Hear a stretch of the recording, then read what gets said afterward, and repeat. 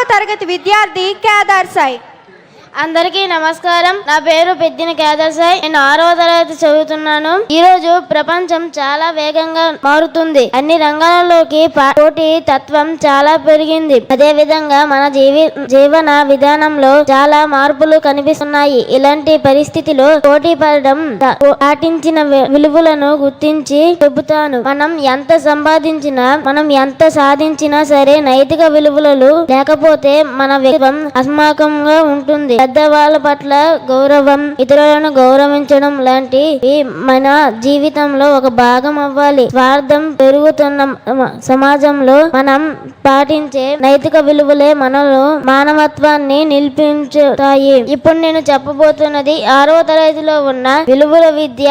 చాగంటి కోటేశ్వరరావు గారు అందించిన విలువల విద్యలోని రెండు పద్యాలు చెప్పబోతున్నాను. ఉపకారికి నుపకారము విపరీతము కాదు చేయ వివరింపంగా, నపకారికి నుపకారము నపమెన్నక చేయవాడు నేర్పరి Sumathi.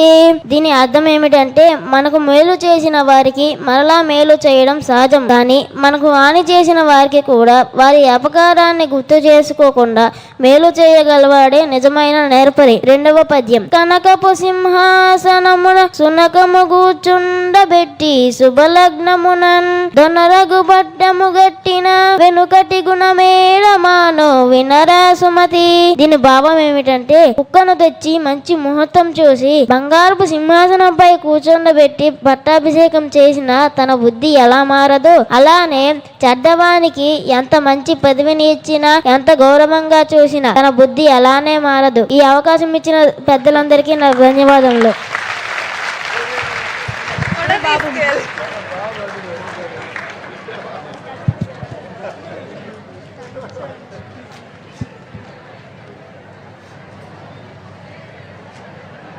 Give a big round of applause for Kedar Sai.